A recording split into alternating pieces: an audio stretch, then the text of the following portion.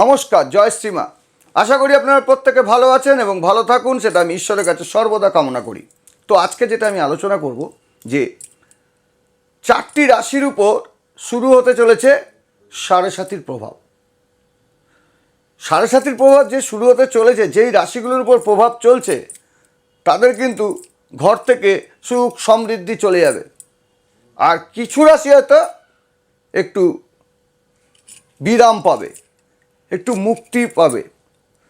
তো আমরা সবাই জানি যে ন্যায়ের প্রদানকারী দেবতা হলো শনি।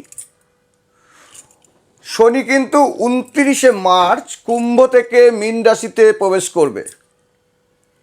এই গমন 2.5 বছর পর হতে চলতে থাকবে। শনির এই গতি অনেক রাশির জন্য প্রচণ্ড কষ্টকর।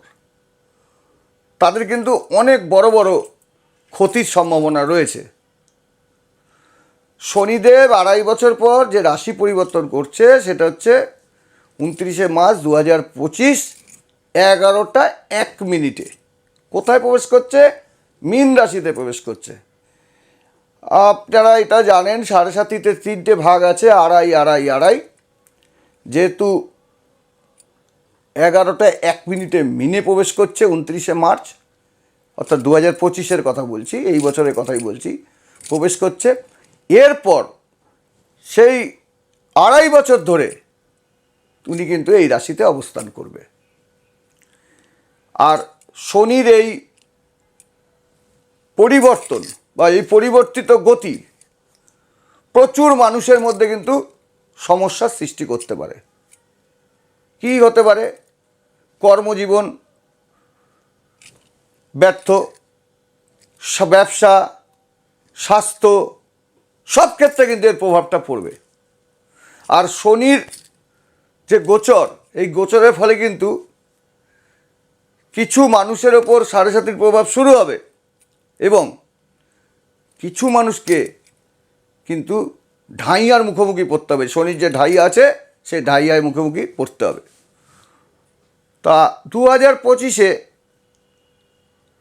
দেখতে হবে সেই 4টে রাশি সাড়ে সাতির প্রভাব চলছে, সেই 4টে রাশি কে, যারা কষ্ট পাবে। প্রথম শনির সাড়ে সাতির প্রথম রাশি যেটা, সেটা মেষ রাশি। এই যে যারা মেষ রাশির জাতক আছো, তাদের কিন্তু সাড়ে সাতির প্রথম যে পর্যায় সেটা শুরু হবে এবং এর প্রভাব 31শে মে থেকে 2032 পর্যন্ত থাকবে। এবং এই সময়টা কিন্তু এদের বড় আর্থিক ক্ষতির সম্ভাবনা রয়েছে। এরপর আসছি বৃষ রাশি।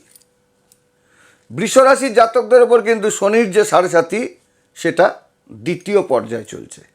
এটি 3রা জুন 2027 পর্যন্ত থাকবে। আর এই সময়টা তোমরা কিন্তু ধৈর্যের সঙ্গে পারিবারিক জীবন যেটা রয়েছে, ধৈর্যের সঙ্গে সেই পারিবারিক জীবন বা পরিস্থিতি যেটা আসবে, সেই পরিস্থিতিতে কিন্তু তোমাদেরকে সামলাতে হবে। তাদের সাড়ে সাতির প্রভাব কিন্তু 23শে ফেব্রুয়ারি 2028-এ শেষ হবে। এরপর যেটা আসছি সেটা হলো মীন রাশি। যারা মীন রাশির জাতক আছো তাদের উপর কিন্তু শনির সাড়ে সাতির প্রভাব প্রথম পর্যায় 29শে মার্চে শেষ হবে, প্রথম পর্যায়। এবং এরপর দ্বিতীয় পর্যায় শুরু হবে। কিন্তু দ্বিতীয় পর্যায় শুরু হওয়ার সঙ্গে সঙ্গে তোমাদের একটা জিনিস মনে রাখতে হবে, পারিবারিক বিষয় বা আর্থিক বিষয় একটু মনোযোগ দিতে হবে। এরপর আসছি মকর রাশি। মকর রাশির জাতকদের ওপর কিন্তু সাড়ে সাতির তৃতীয় এবং শেষ পর্যায় 29শে মার্চ পর্যন্ত থাকবে। আর এই যে টাইমটা, এই টাইমটার মধ্যে কিন্তু তোমাদের যারা মকর রাশি আছো, তোমরা কিন্তু একটু বাইরের যে খাবার আছে, সেই বাইরের খাবার থেকে একটু এড়িয়ে চলো এবং স্বাস্থ্য সম্পর্কে একটু যত্ন রাখো।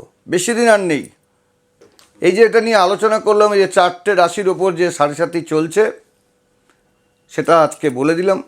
এরপরে আরও অনেক নতুন নতুন জিনিস নিয়ে আমি আসবো। আমি তন্ময় শাস্ত্রী। প্রত্যেককে বলবো আপনারা সুখে থাকুন, ভালো থাকুন, আনন্দে থাকুন। এই বলে আজ অনুষ্ঠান শেষ করছি। নমস্কার। জয় শ্রীমা।